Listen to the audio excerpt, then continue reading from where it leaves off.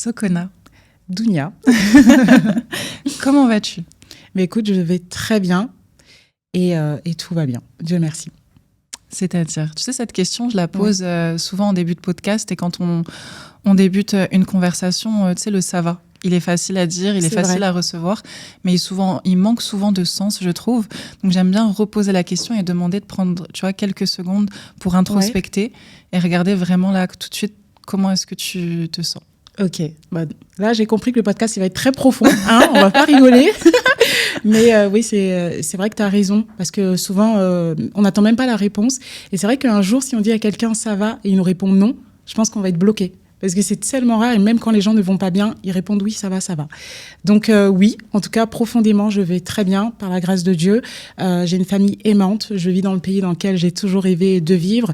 J'ai pas besoin de compter quand je vis ma vie, et je peux vraiment aligner ma vie, mon mode de vie, à mon travail, etc. Et vraiment être libre en fonction de mes rythmes, de mes besoins, de mes attentes. Donc ouais, pour moi, je vais très bien. Je suis en bonne santé aussi. J'ai le temps de faire les choses, le temps de profiter de ma famille, mes amis. Et vraiment, je sais même pas ce que je pourrais demander de plus, sincèrement. Trop bien. Bah écoute, ravie d'avoir cette positivité et ce feedback. Ouais. Alhamdoulilah. Et du coup, il y a un mot que tu as répété là, je crois 4-5 fois pour me présenter. Bon ouais. Pour me présenter. Comment tu vas? C'est le temps. Oui. Tu as dit plusieurs fois, j'ai le temps. J'ai le temps. Tu as répété ça plusieurs fois. Et du coup, j'aimerais bien te demander, du coup, ce rapport au temps aujourd'hui. Qu'est-ce qui te prend le plus de temps et dans quel domaine tu aimerais prendre plus de temps? Ouais. Je pense qu'il me prend le plus de temps, c'est quand même mon travail. C'est aussi la réalité des entrepreneurs où on compte pas vraiment la barrière entre la vie privée et la vie professionnelle. Elle n'existe même pas pour moi. Et du coup, c'est vrai que même des fois, quand je suis avec mes enfants, je pense à mes business, etc. Et c'est vrai que où j'aimerais vraiment prendre le temps, c'est d'être vraiment en pleine conscience. Et ça, c'est quelque chose que j'ai vraiment du mal à faire et sur lequel j'essaie de travailler. Je te donne un exemple dans ma spiritualité. Parfois, quand je suis en train de faire la prière, je suis en train de penser à autre chose, au point où je ne sais même plus où j'en étais, etc. Et ça, c'est vraiment quelque chose de très frustrant pour moi. Et pareil, des fois, je suis avec mes enfants, je suis là physiquement, mais mentalement, je suis ailleurs. Et c'est vrai que cette façon de gérer mon temps, j'aimerais beaucoup travailler dessus, être vraiment en pleine conscience. Quand je fais quelque chose, je suis là à 100%. Et malheureusement, ça, pour le moment, j'ai du mal. Et je ne sais pas comment faire et comment travailler ça.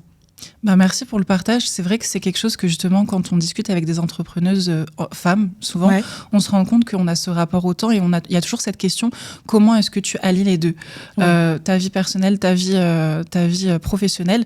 Et c'est vrai que souvent, cette limite en fait entre ces deux mondes, elle est hyper difficile à tracer. La question que j'aimerais te poser, tu as eu une croissance vraiment exponentielle. C'est pas toujours le cas pour des entrepreneuses. Souvent, on essaye, on réessaye, on se trompe. Voilà. T'es quelqu'un qui a grandi vraiment, machallah, très vite. Ouais. Est-ce que tu trouves qu'il y a une différence dans ta façon de gérer le temps dans tes débuts et aujourd'hui, toi qui as des entreprises qui sont plutôt stables? Ouais, je pense que j'ai grandi avec ça. C'est vrai que quand j'ai commencé mon entreprise, j'étais aussi salariée à côté. D'accord. Parce que moi, le mode sac à dos, je quitte tout et puis je lance sans matelas financier, sans sécurité, c'est pas mon style. Surtout avant, j'étais vraiment très terre à terre, dans les calculs, etc. Ouais. Donc, j'ai allié les deux et j'allaitais aussi ma fille. Oh. Elle avait 5-6 mois quand j'ai commencé, etc. Donc, c'est vrai que voilà, j'avais un rythme très, très, très soutenu. Mais en fait, je m'étais dit, le temps, je le mets dans mes priorités. Et en fait, je m'étais vraiment donné cet objectif où je m'étais donné 10 ans. En lançant ma marque, je me suis dit, dans 10 ans, si j'arrive à atteindre au moins 100 000 euros, etc., ce serait très, très bien parce qu'au moins, ça me permettrait de vraiment quitter mon travail. Et à l'époque, quand j'avais démarré, j'avais 27 ans. Je me disais, ça me fait une mini-retraite avant 40 ans. Et ça, c'était vraiment un objectif que j'avais. Je m'étais donné 10 ans. Et finalement, ça a mis moins de 2 ans pour atteindre cet objectif, même un an et demi. Et voilà, et c'est là que je me suis rendu compte que ça pouvait aller beaucoup plus vite. Et c'est vrai que comment j'alliais le temps, c'est que je me disais, le temps, je le mets dans mes priorités. Et du coup, qu'est-ce qui est important pour moi? Est-ce que c'est cet objectif ou c'est la loisireté, comme on dit?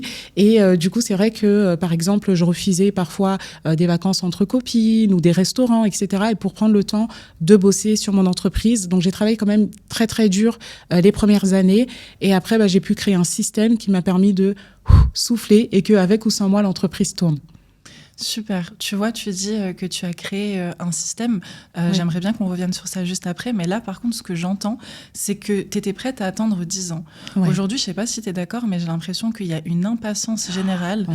Les gens se disent, bon, si ça fait... voilà, je ne réussis pas, je n'ai pas de clients. En tout cas, c'est les questions que je reçois. Ouais. Comment faire? Et la première question que je pose, OK, ça fait combien de temps? Exactement. Ça fait 2-3 mois. Mais tu sais, ta mâchoire, elle tombe. Mais oui. Tu te dis, mais comment ça fait 2-3 mois, ouais. 2-3 mois que tu fais quoi en fait? Si tu n'es pas prête à t'investir, tu ne peux pas récolter Exactement. le fruit de tes efforts.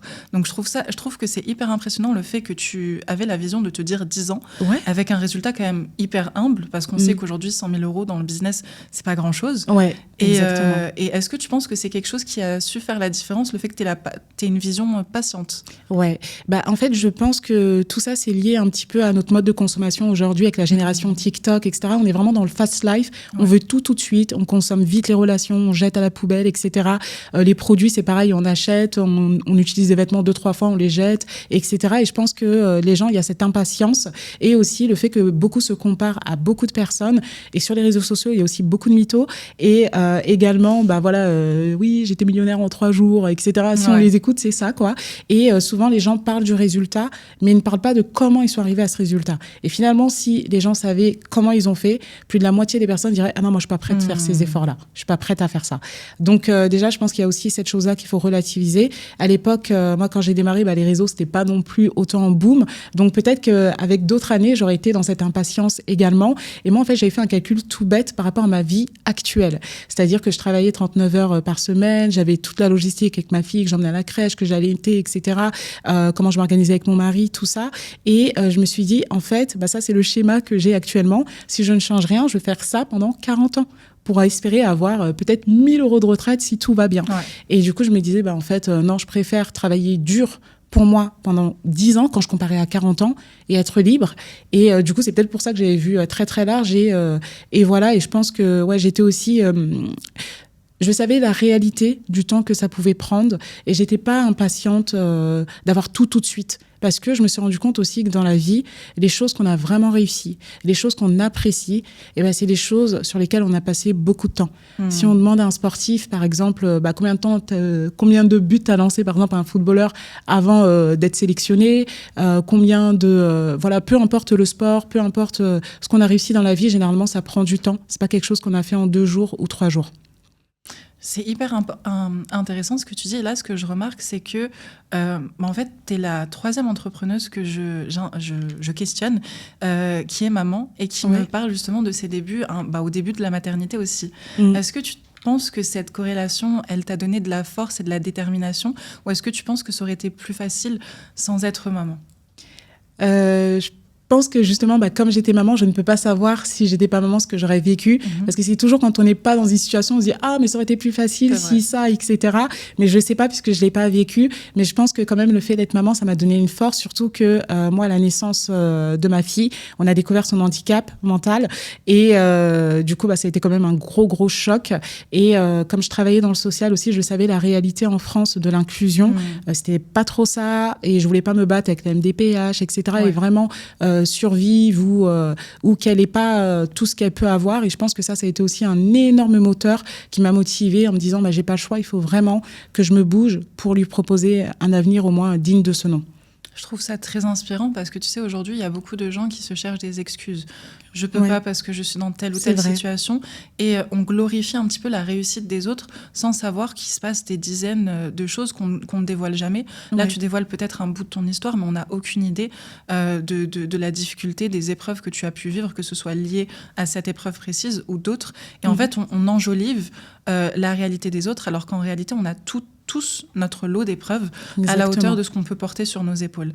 Et je trouve ça hyper inspirant parce que tu vois, on dit, pareil, j'ai débuté mes entreprises, j'étais maman et enceinte. Et du coup, en fait, oui, on est fatigué. Oui, il y a des choses. Je viens du domaine médical aussi. Je sais pas si tu savais, j'étais infirmière. Non, je savais pas. D'accord. Et du coup, il y a toute cette difficulté où oui, je faisais des fois, c'était du 25 heures, des fois, c'était du 60 heures par semaine. Mais en même temps, je travaillais parce que j'avais cette vision. Du coup, est-ce que tu penses qu'avoir une vision claire de son avenir, de son ambition, c'est quelque chose qui peut driver un entrepreneur aujourd'hui? Oui, tout à fait. Pour moi, c'est hyper important parce que si tu ne sais pas où tu vas, la moindre difficulté, tu vas pouvoir t'arrêter. C'est pour ça qu'on dit souvent, c'est important d'avoir un pourquoi et surtout d'avoir du sens dans ce qu'on fait. Parce que si c'est juste, le pourquoi, c'est juste faire plus d'argent ou faire comme tout le monde, ça va pas, c'est pas quelque chose qui va te driver sur le moyen long terme. Et à la moindre difficulté, tu vas dire, est-ce que ça vaut vraiment le coup? Finalement, ma vie, elle était pas trop mal, etc. Donc, je pense que c'est hyper important d'avoir un objectif clair, une cible et savoir où on va. Je suis tout à fait d'accord avec toi et on a un petit peu un parcours similaire sur le fait qu'on ait commencé sur le e-commerce et qu'aujourd'hui on accompagne des femmes à se développer. Toi qui as accompagné de nombreuses entrepreneuses, certaines avec de très beaux succès, est-ce que dans certains profils tu remarques des choses différenciantes qui font que tu te dis elle je pense qu'elle va stagner ou alors elle je pense qu'elle va sortir du lot? Ouais, et des fois j'ai des belles surprises aussi et c'est pour ça que c'est hyper intéressant de pas préjuger les gens et ne pas se fier aussi à ce que les gens disent parce que certaines personnes sont plus introverties, donc elles parlent pas trop, elles sont plus sur la réserve, etc. Mais en off, elles vont énormément passer à l'action et elles vont avancer. Et d'autres personnes qui vont être très, moi, je vais faire ci, je vais faire ça. On se dit, waouh, quel mindset! Et au bout de 2 semaines, 3 semaines, mais en fait, c'est trop dur, etc.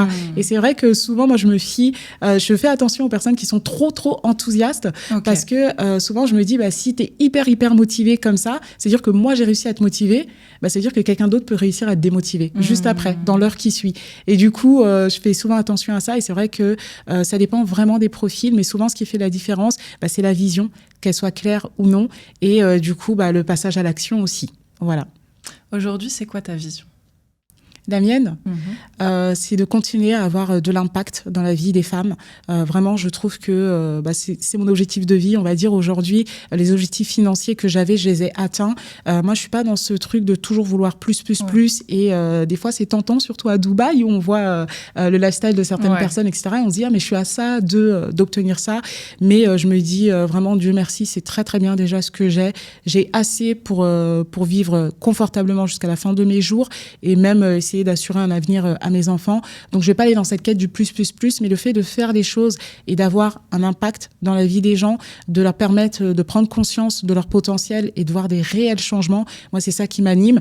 Et en plus, je suis très bien payée pour ça. Donc, franchement, c'est le jackpot, quoi. C'est super. Et tu vois, là, une chose que je relève qui est hyper intéressante, cette quête de sens, c'est quelque chose, je trouve, qui manque. Et souvent, dans les discours, on l'entend pas beaucoup, mais faire des chiffres, faire de gros chiffres, c'est bien. Moi, c'est vrai que je suis quelqu'un qui a assez tourné résultat, mais pas que. Un résultat vide de sens, ça m'intéresse pas. Et parfois, quand on entend certains chiffres, certaines personnes sont déstabilisées. Mais moi, quand j'entends des chiffres et quand je veux aller chercher des chiffres, personnellement, et dis-moi si tu ressens la même chose, en fait, je regarde quelle liberté ça va m'apporter derrière. On achète de la liberté. Moi, je sais que mon baromètre, en fait, c'était je veux être capable de voyager quand je veux, de la façon dont je veux et de pouvoir soutenir mes proches. Ça, c'était vraiment mon baromètre pour l'entrepreneuriat. Donc, quand on me disait oui, tu vas atteindre combien ? J'avais pas vraiment de chiffres. En fait, on va aller chercher du chiffre. Aujourd'hui, l'argent, on est un petit peu décomplexé. Je pense que le fait d'évoluer dans un milieu justement où on a investi en nous, investi dans nos entreprises, on a réussi à être très confortable et très décomplexé avec certains chiffres qui au début nous paraissaient astronomiques. Exact. Et du coup, ce que j'aimerais dire, c'est qu'en fait, généralement, moi, un entrepreneur qui vient me voir et qui me parle de chiffres, je dis ok, mais c'est quoi le sens derrière ? Pourquoi tu vas aller chercher ce chiffre et qu'est-ce qui va t'apporter ? Exactement, je suis complètement alignée avec ça. Et c'est vrai que dans les premiers modules d'accompagnement dans ma formation, c'est vraiment ce point-là que je fais avec la personne, de comprendre pourquoi elle veut faire les choses, quelle est sa vision derrière. Et également, souvent je dis de décomposer en fait l'objectif. Quand il est financier, c'est dire par exemple, oui, je veux les 10K par mois, puisqu'on entend ça partout. Mais qu'est-ce que ça implique Qu'est-ce que ça implique et qu'est-ce que ça va te demander comme effort Qu'est-ce que ça va te faire perdre comme temps et du coup, qu'est-ce que ça va t'apporter derrière. Et du coup, c'est hyper important d'avoir ce sens-là. Et aussi, c'est un exercice que je fais aussi auprès de mes élèves, c'est que je leur dis souvent, en fait, qu'est-ce que tu veux vraiment dans l'idéal où tu te projettes dans 5 ans, etc. Quelle maison tu veux, quelle voiture tu veux conduire, dans quel pays tu veux vivre, etc. Et genre d'aller beaucoup plus loin que ça, justement d'aller par exemple sur le Bon Coin, quelque chose de tout bête, et de regarder la voiture de mes rêves, elle coûte combien en fait ? Est-ce que je l'avais neuve ? Est-ce que je l'avais d'occasion ? Ensuite, la maison de mes rêves, pareil, de regarder combien ça coûte, etc. Et des fois, ils vont se dire, ah oui, moi j'avais l'objectif du million, mais en fait, avec 200 000 euros, je serais déjà très bien et ça couvre toutes les dépenses, tous mes souhaits les plus profonds. Et du coup, je pense que c'est bien aussi de décomposer les choses et de voir justement, ça veut dire quoi ? Voilà. Et pas juste se fier à des sommes ou tout ce qu'on entend et on veut faire comme tout le monde, mais au fond, on ne cherche pas le sens profond pour nous.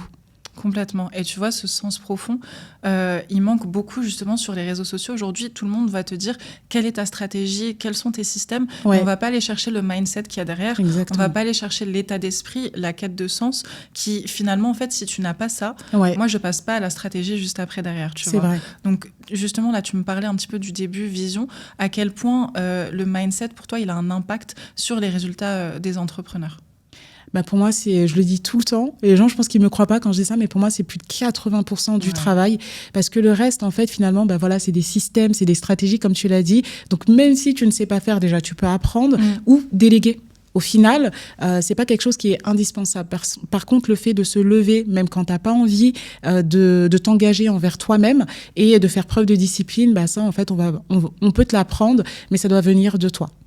Je suis tout à fait d'accord. Et tu vois, tant qu'on est dans le mindset, est-ce que tu peux nous partager une croyance limitante que tu avais, que tu as réussi peut-être à shifter, qui pour toi a fait un réel impact dans ton cheminement d'entrepreneur? En fait, je l'ai fait naturellement. C'est que j'étais confiante par rapport au produit que j'allais proposer et je savais qu'il apportait une solution aux femmes. Donc, je me disais vraiment, ça prendra le temps que ça prendra, mais je vais aller à cet objectif. Je suis pas plus bête qu'une autre et en fait, je vais apprendre. Donc, même s'il y a des choses que je ne sais pas faire, bah, je vais regarder comment on fait et je le ferai. Peut-être que pour, je sais pas, Justine, ça aurait pris 2 mois. Et pour moi, ça va peut-être prendre 1 an, cette compétence. Mais je vais la faire. C'est pas grave, je suis pas pressée. Donc, c'est peut-être ça qui a fait que cette confiance et cette foi en mon projet, en mon objectif et cette confiance en Dieu qui a fait que, oui, je pense que je me suis pas posé 1 milliard de questions. Et c'est vrai que j'étais pas stratégie, etc. Et c'est vrai que quand je parle de mon parcours avec des experts marketing, etc., ils sont super surpris parce qu'ils me disent, mais t'as commencé les ads au bout de 2 ans et en fait, sans les ads, t'as réussi à faire le million avec de l'organique, etc. Ouais. Et oui. Et pour moi, en fait, les ads, ils me sont venus bien après quand j'ai commencé à vraiment me renseigner comment je professionnalise mon business, comment je fais pour attirer des clients qui me connaissent pas forcément, etc. Et c'est pareil pour le mailing. J'ai mis des années avant de commencer à vraiment mettre cette stratégie en place et ça m'a pas empêché de faire des centaines de milliers d'euros sans cette stratégie. Donc c'est pour ça que des fois, moi, je suis pas du tout d'école de il faut faire ci, il faut faire ça, il faut faire ça. Si tu fais pas ça, tu vas pas réussir, si, etc. Je dis souvent aux gens, c'est ton business, tes règles. Ça prendra le temps que ça prendra, mais tu peux te capitaliser sur juste un levier marketing au départ et après développer les autres parce que j'en suis la preuve vivante. On n'est pas obligé de tout faire au départ et on ajuste, on adapte et voilà. C'est tout à fait vrai. Et encore une fois, un autre point commun qu'on a ensemble, j'ai mis du temps à développer des ads. Ouais. Je pense parce qu'on a aussi le côté de... On est des entreprises où on est self-found. Je ne sais pas comment on dit en français déjà, c'est autofinancement. Oui, c'est ça. Ouais. Où on est en autofinancement et justement, la croissance, elle est organique. Ouais. Et j'avais cette vision, en fait, que les réseaux sociaux, c'est un levier tellement puissant. Exact. Où, on n'avait pas ça il y a 25 ans, il y a 30 ans, pour pouvoir développer ton commerce et juste faire une vidéo et être aux yeux du monde entier, en fait. Donc, il suffit d'avoir un petit peu de créativité et de l'audace, en fait, finalement, de se positionner sur les réseaux sociaux, raconter son histoire. Aujourd'hui, on va au cinéma. Pourquoi ? Parce que c'est des histoires qui nous captivent. C'est ça. Et je pense que le storytelling, savoir raconter une histoire, c'est une compétence aujourd'hui qu'on néglige énormément. Exactement. On veut directement aller avec des ads, mais en fait, si tu boostes une vidéo, aujourd'hui, on s'y connaît un minimum en ads, qui est éclatée au sol, elle va aller nulle part. Donc, si elle ne connecte pas avec l'audience, si elle ne crée pas d'émotion, et c'est ça. Et je pense que beaucoup d'entrepreneurs oublient ça, en tout cas au niveau des e-commerçants. Ils sont tout de suite dans le truc très factuel. Il me faut un produit winner, il me faut un produit gagnant, il faut que je fasse mes créas, etc. Mais si derrière, il n'y a pas de sens, il n'y a pas d'histoire, en fait, tu vas investir beaucoup plus que quelqu'un qui a une histoire qui est claire sur son positionnement et qui, elle, en fait, ses efforts marketing vont pouvoir être beaucoup plus pertinent et créer un écosystème. C'est-à-dire que grâce au mailing, parce qu'elle a raconté l'histoire de son premier produit, la personne va revoir la pub et elle va se dire « Ah, mais c'était cette marque avec l'histoire du machin, etc. » Et c'est tout un écosystème qu'on crée et beaucoup d'entrepreneurs, en fait, se bloquent sur vraiment des leviers marketing précis, mais il n'y a pas d'harmonie entre tout. Et du coup, ça se ressent au niveau du positionnement de la marque où le message, il n'est pas clair, où l'identité n'est pas claire, etc. Parce qu'ils vont travailler avec un prestat pour les ads, un prestat pour le mailing, un prestat pour l'organique, un prestat pour ci, un prestat pour ça. Et du coup, il n'y a pas de cohérence et les différents prestataires ne communiquent pas entre eux. alors que tout est lié dans une marque. Donc voilà, donc je pense que ça joue énormément aussi. Ça joue énormément, et au-delà de ça, quand c'est pas optimisé, ça coûte de l'argent, ça coûte du temps. Ouais. Donc en fait, on crée de la frustration, on a l'impression qu'on fait beaucoup d'efforts, on pédale, et en fait, finalement, les roues ne tournent pas. Ouais, alors qu'en fait, tu pédales, mais en fait, tu dois nourrir 5 roues différentes. Et ça me fait penser à quelque chose aussi. Je voulais qu'on attende un petit peu parce que j'allais te parler de cycle, étant donné que ton entreprise, elle répond beaucoup aux besoins du cycle de la femme. Ouais. Mais là, ce que tu m'as dit, ça m'attire directement sur ça, sur le fait d'entreprendre d'une manière très masculine. Le fait d'aller chercher un produit winner, un produit gagnant, d'aller chercher des ads, d'aller chercher les dernières stratégies, etc. C'est une posture, je trouve, hyper masculine, et étant donné que c'est les premiers exemples sur le marché, on a eu tendance d'aller vers ces exemples-là. Exactement. Mais j'ai l'impression que quand tu entreprends en tant que femme, tu peux avoir les mêmes résultats que les hommes, c'est clair, mais par contre, tu devrais entreprendre différemment parce que les hommes et les femmes n'ont pas les mêmes capacités, les mêmes compétences, on peut avoir les mêmes résultats, mais les atteindre différemment. C'est quoi ton point de vue sur ça ? Moi, je suis complètement d'accord, et c'est vrai que quand j'ai démarré mes accompagnements en e-com, j'étais très généraliste, donc non, moi je cible les hommes, les femmes, il n'y a pas de souci. J'ai eu des hommes aussi qui ont suivi mes programmes, et je me suis rendu compte que non, je voulais vraiment spécifier dans le e-commerce au féminin, parce que, comme tu l'as dit, on est cyclique, et ça, on peut pas le nier. C'est-à-dire qu'on n'a pas du tout la même énergie quand on est en SPM, syndrome prémenstruel, quand on a nos règles, ou quand on est en période ovulatoire, où là, on veut conquérir le monde, on se sent hyper badass, etc. Et je pense qu'on doit jouer avec ces énergies, et je pense sincèrement aussi que la plupart des femmes ne sont pas forcément faites pour travailler tous les jours, entre guillemets, de manière linéaire, et de la même énergie tous les jours, et que je pense qu'il faut aussi prendre en compte son cycle, ses besoins, et des fois ses besoins de solitude, d'être plus apaisé, etc. Et aussi parfois quand on a l'impression que tout ce qu'on fait c'est nul, etc.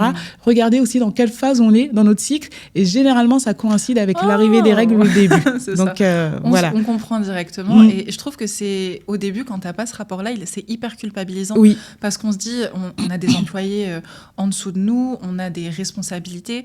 C'est hyper culpabilisant parce qu'on voit un petit peu la glamourisation de la constance, la discipline. Il faut faire tous les jours, de cette façon, la même chose, répétition.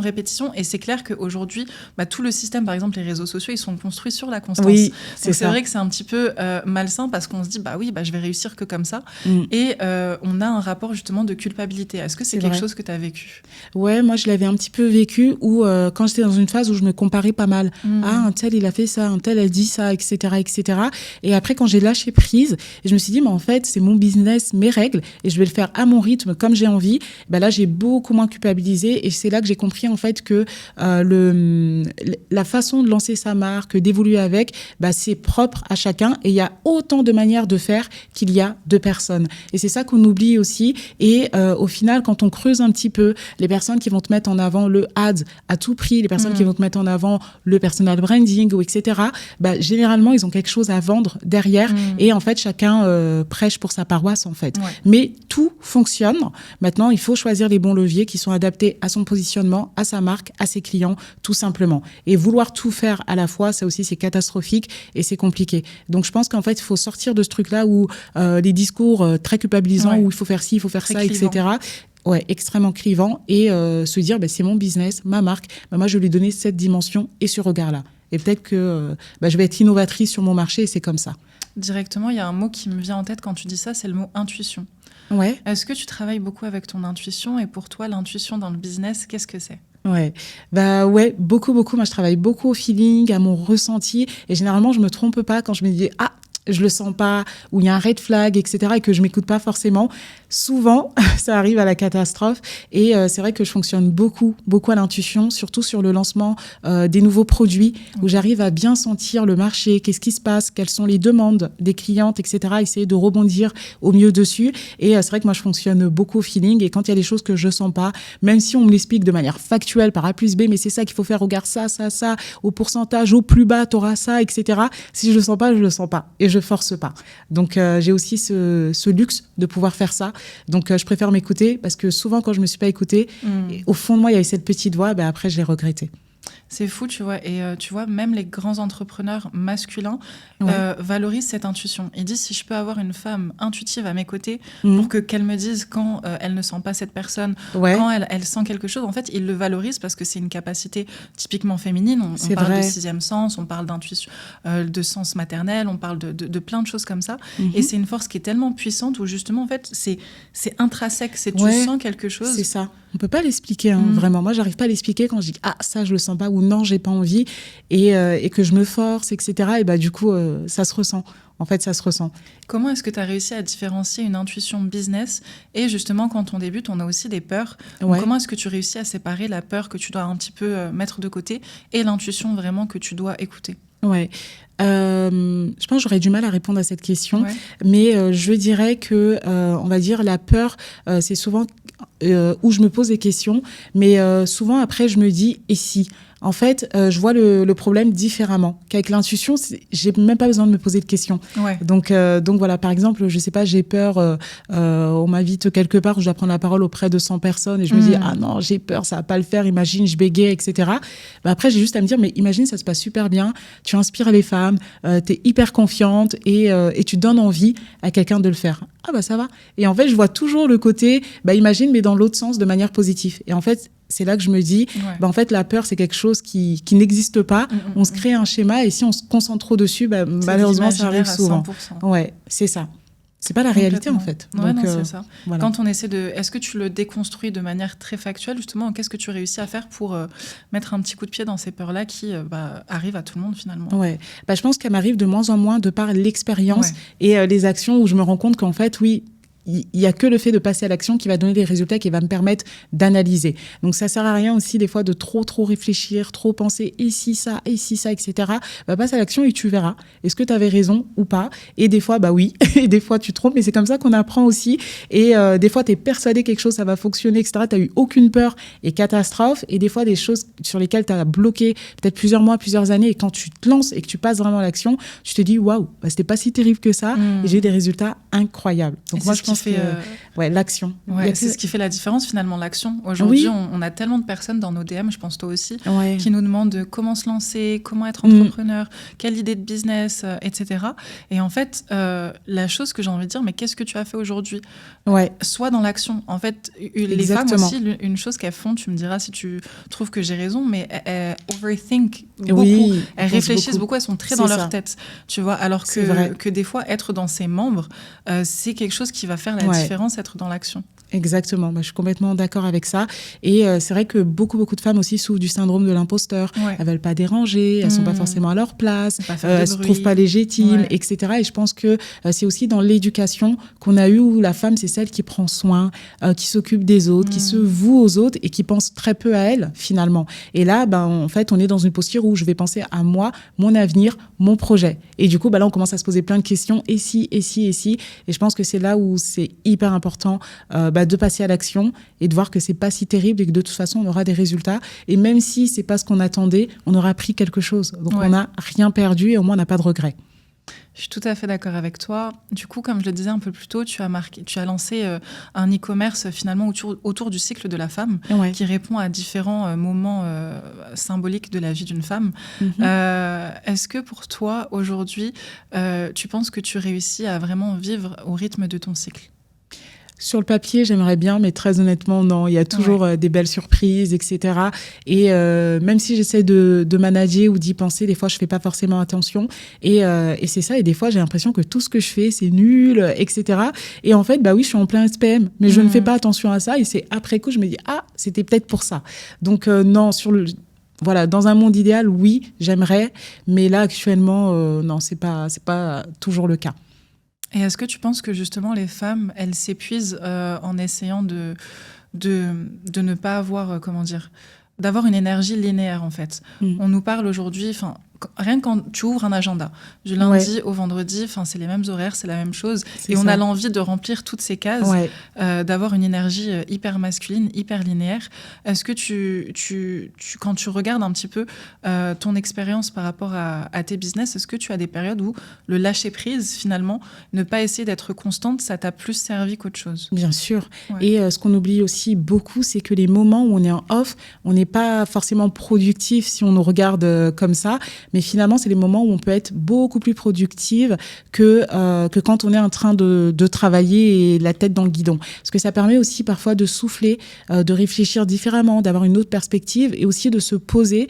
Et moi, souvent, les meilleures idées que j'ai eues, c'était dans des moments où j'étais pas derrière mon bureau en train de réfléchir. Ça peut être sous la douche, ça peut être aussi quand j'ai l'esprit complètement vidé ou pendant le sport, etc. Et là, j'ai des lumières sur des choses qui concernent mon business. Donc, je pense que le fait d'être toujours derrière le bureau, focus business, concentré, etc., ça tue la créativité. Et je pense qu'on a vraiment besoin de moments où on déconnecte et pour recharger aussi les batteries et revenir encore plus forte. Et on oublie ces moments-là. Et même moi, à un moment, j'ai vraiment oublié. Ouais, tu peux me parler un petit peu de cette période, du coup? Ouais, c'était une période qui était vraiment très intense d'un point de vue business. Et en fait, j'ai été business.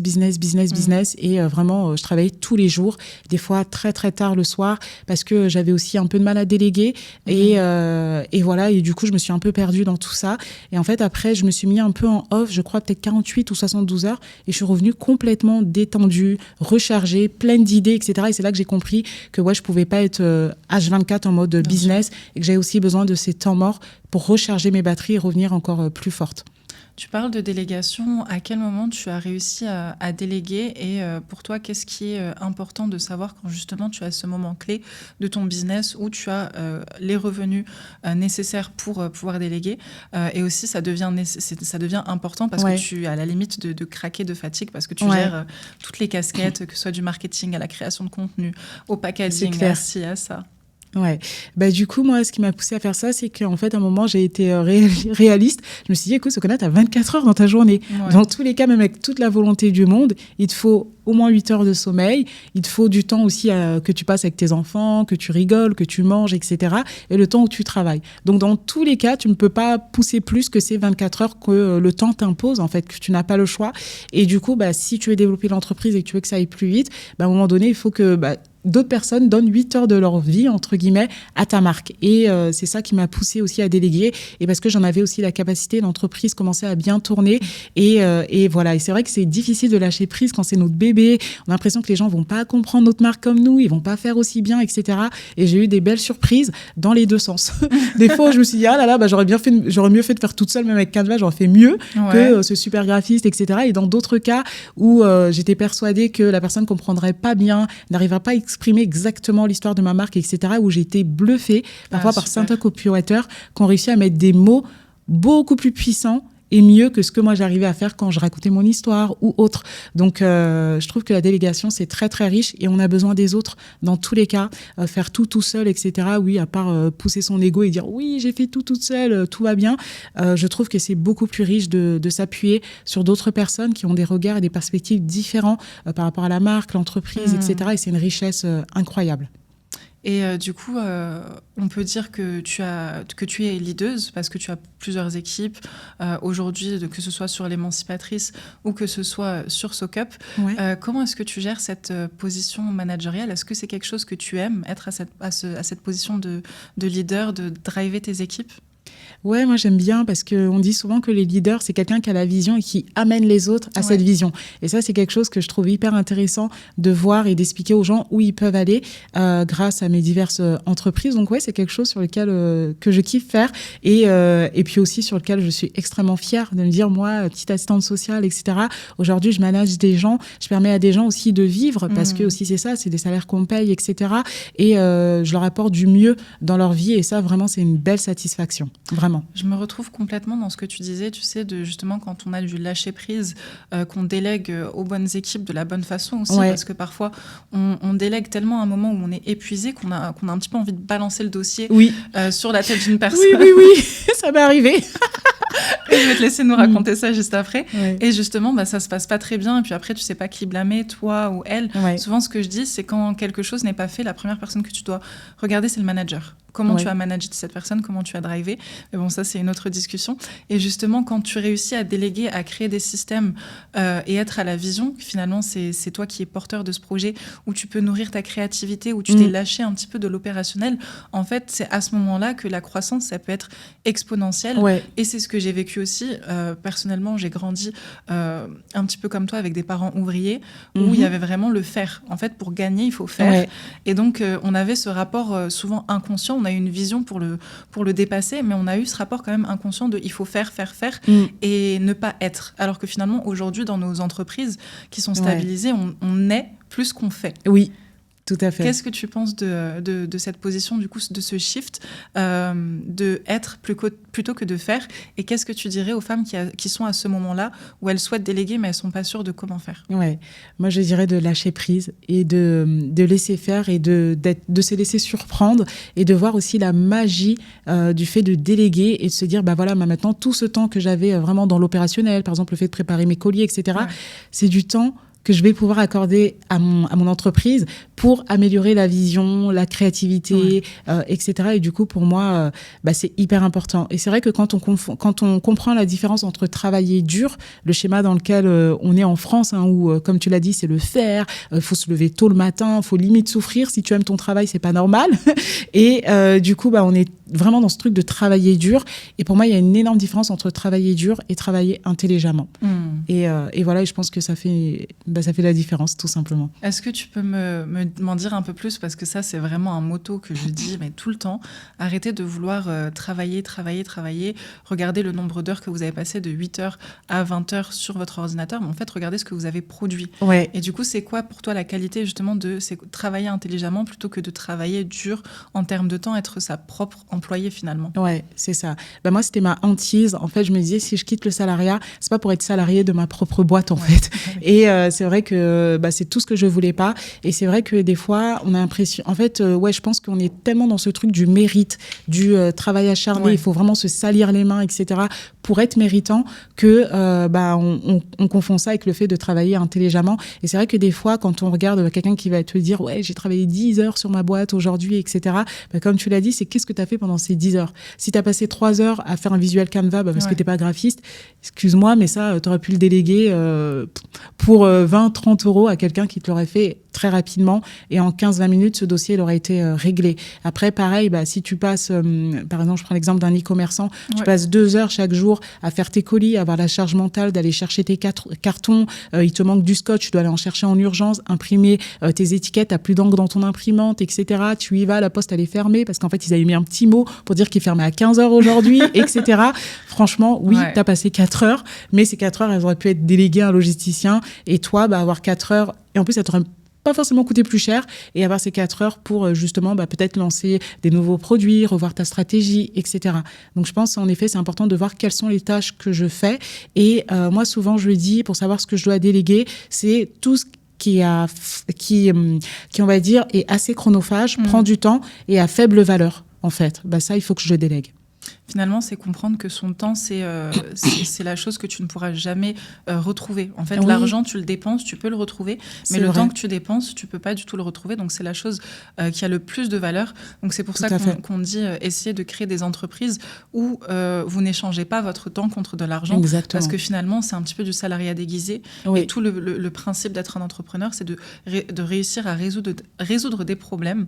Et ce que je dis souvent, c'est que avoir une entreprise, un business qui marche, c'est avoir une offre irrésistible, c'est savoir générer des leads, donc les attirer à toi, souvent avec le bon storytelling, le bon marketing, et c'est savoir le convertir en fait. Et si tu as un maillon qui manque à cette même pièce, en fait, il y a quelque chose qui tourne pas rond. Qu'est-ce que tu en penses ? Je suis tout à fait d'accord avec ça. Et moi, je rajouterais un autre maillon qui est la fidélisation. Parce que des fois, on néglige beaucoup ce point-là, et alors que ça coûte 5, même 7 fois moins cher de revendre à quelqu'un qui a déjà acheté que d'aller acquérir un nouveau client. Et c'est vrai que beaucoup d'entrepreneurs sont très, très concentrés sur l'acquisition. Il y a toujours des nouveaux clients, des nouveaux clients, des nouveaux clients. Et en fait, juste en bas d'eux, il y a plein de clients qui sont en train de dire « Ouais, on est là, nous, on est là, nous ». Et voilà, c'est ça. Et ils sont tellement obsédés sur l'acquisition qu'ils oublient aussi la base qu'ils ont déjà créée et qui rapporte gros et qui peut même rapporter beaucoup plus que pour moins cher que des nouveaux clients. Mais je pense que quand tu te concentres justement à l'acquisition en organique, tu sais que la valeur et la connexion que tu crées avec ces clients, elle est tellement forte que la fidélisation, c'est quelque chose que vers laquelle tu vas te concentrer naturellement. Et je trouve que quand je discute avec des entrepreneurs qui ont de grosses entreprises ou des moyennes entreprises, mais qui sont très focus ads, elles n'ont pas le même focus justement que de fidéliser. Alors que quand tu es dans l'organique, c'est quelque chose que tu connectes beaucoup plus avec ta clientèle. Exactement. Et en fait, tu as envie de les fidéliser parce que tu sais combien de temps ça te prend de générer un lead, de l'acquérir et en fait revendre à cette personne. Mais c'est tellement facile. Et c'est quelque chose qui se perd beaucoup. Je suis complètement d'accord avec toi. Si tu devais justement donner un conseil aux personnes qui veulent se lancer et se disent « j'ai pas les moyens », comment est-ce que tu réussirais à définir la valeur de grandir de manière orga pour qu'elle désacralise un petit peu les ads, le fait d'investir, le fait de commencer avec un gros billet? Ouais. Moi qui ai été en autofinancement, de toute façon, j'avais pas d'autre choix que faire de l'organique dans un premier temps. Souvent, je lui dis, l'organique, ça prend du temps, mais derrière, ça rapporte plus. Et le ad, ça prend pas de temps. C'est-à-dire qu'on peut aller très vite. On est encore dans cette génération, très vite, fast life, je veux tout vite. Mais par contre, ça va coûter beaucoup d'argent. Surtout qu'au départ, quand le positionnement n'est pas clair, l'offre n'est pas claire, le client cible n'est pas clair et qu'on commence à balancer des budgets ads, en fait, on joue à la roulette russe et on essaye en espérant avoir une creative winner, en espérant cibler au bon endroit, mais ça peut coûter des milliers et des milliers d'euros. Alors que quand le positionnement il est clair, on a déjà une base organique, on sait quelles sont les questions qui reviennent souvent, on connecte avec l'audience, etc., on saura faire des ads beaucoup plus performantes parce qu'on sait quelles sont leurs attentes, quels sont leurs besoins et on répond directement à leurs questions. Donc je pense que c'est hyper intéressant et important d'être proche de son audience dans un premier temps, comprendre quels sont leurs freins, quelles sont leurs attentes. Et tout ça, on le fait en fait en échangeant avec elle. Complètement. On arrive bientôt à la fin de cet échange. J'ai encore 3 questions pour toi. Donc, ne quitte pas la chaise tout de suite. Je suis là. La première question que j'aimerais te poser, c'est... quand on est dans l'accompagnement, souvent, on aide des femmes à passer un palier qu'on a déjà passé nous-mêmes. Mais comme on le partageait plus tôt et tu me disais partager cette pensée avec moi, l'entrepreneuriat, c'est se développer constamment. Donc toi, aujourd'hui, dans quel domaine, quelle partie de toi tu redéfinis, tu développes en parallèle de développer ces autres femmes? Déjà, ce qui est important pour moi, c'est toujours de devenir meilleure que ce que j'ai été la veille. Donc, je prends beaucoup de recul aussi sur ce que je fais. J'écoute aussi beaucoup ce que disent les clients pour pouvoir améliorer mes offres, etc. Et j'estime que c'est jamais fini. Et en fait, je reste très, très curieuse sur tout ce qui se passe. Là, par exemple, j'ai pris une formation il n'y a pas très longtemps sur le neuromarketing, les neurosciences, etc. Ça m'a coûté un bras, mais je suis très fière de l'avoir faite parce que j'ai appris énormément de choses. Et justement, en faisant cette formation, c'est là que je me suis rendu compte que j'étais encore loin. Et des fois, c'est vrai qu'on peut se perdre parce qu'on se dit « j'ai tant de clientes, j'ai inspiré tant de personnes, elles ont lancé tant de marques, etc. » Et c'est bon, j'ai plus besoin d'apprendre, j'ai juste à partager cette connaissance. Mais en fait, la connaissance, elle est infinie et on n'aura pas assez d'une vie pour tout apprendre. Donc j'ai vraiment cette humilité de me dire que de toute façon, il va falloir que j'apprenne encore et je suis très, très loin de l'entrepreneuse successful qui sait tout, quoi. C'est hyper humble de dire ça quand on connaît ton parcours, donc merci pour ton humilité que je trouve hyper belle. La deuxième question que je voulais te poser, c'est l'émancipatrice. Qu'est-ce que ça veut dire pour toi aujourd'hui ? Pour moi, c'est le fait de faire les choses par soi-même, de prendre conscience de son potentiel et justement de s'émanciper de tout. Du coup, de s'émanciper du regard des autres, de s'émanciper de ses peurs, de ses craintes, de s'émanciper de la société en tant que telle et d'aller chercher sa libération, sa liberté grâce au passage à l'action. Je trouve ça très, très beau. Et enfin, dernière question, comme tu le sais, je reçois des entrepreneuses ici 2 fois par mois. Et j'aimerais te demander si tu avais une question, sans savoir quelle personne répondrait à cette question, ce serait une entrepreneuse comme toi, qui serait assise à ta place. Quelle question tu aimerais lui poser ? Moi, j'aime beaucoup cette question parce qu'elle fait réfléchir. C'est dire à la personne, quelle est la dernière fois que tu as fait quelque chose pour la première fois ? Oh, j'aime beaucoup. C'est super beau, hein. C'est un ami qui m'a dit ça, Mehdi, si tu passes par là. Et quand il me l'a posé, j'ai été figée. En fait, je n'ai pas pu répondre à cette question. Je me suis dit, mais je sais pas. Et du coup, ça m'a vraiment ça m'a vraiment perturbée, cette question, et je la trouve vraiment très, très belle de réfléchir et comprendre aussi que la vie, c'est des expériences à vivre. Et c'est bien la routine, c'est bien d'être dans son quotidien, mais il faut tenter des choses, il faut faire des choses, et c'est comme ça qu'on va pouvoir se révéler et se connaître au mieux. J'adore. Sache que cette question sera posée. Super. Et écoute, merci pour ce moment. Où est-ce qu'on peut te retrouver? Qu'est-ce que tu fais en ce moment? Dis-nous un petit peu ton actualité. Ok, on peut me retrouver bien entendu sur les réseaux sociaux, puisque je suis une fan absolue de l'organique. Également par mail sur ma newsletter, où j'aime beaucoup aussi prendre ce temps de partager avec l'audience, où on peut faire du format un peu plus long, etc. Ouais. On va me retrouver aussi prochainement sur YouTube. Yeah. Et je suis trop contente, un nouveau défi. Et voilà. Et puis du coup, sinon, pour les actualités de ma marque, on va lancer des nouveaux produits pour aller encore plus loin dans l'accompagnement de la femme dans toutes les étapes de sa vie. Donc, je suis hyper contente puisqu'on a fait, entre guillemets, tout ce qui concerne la naissance avec le postpartum, etc., les premières règles, les règles. Et là, on va aller dans l'autre étape de la vie qui est une très belle phase, l'après-ménopause, ménopause, etc. Magnifique. Donc, j'ai hâte. Super. Écoute, merci à toi pour ce moment. Merci à toi, Dounia. C'était incroyable. Merci. Merci.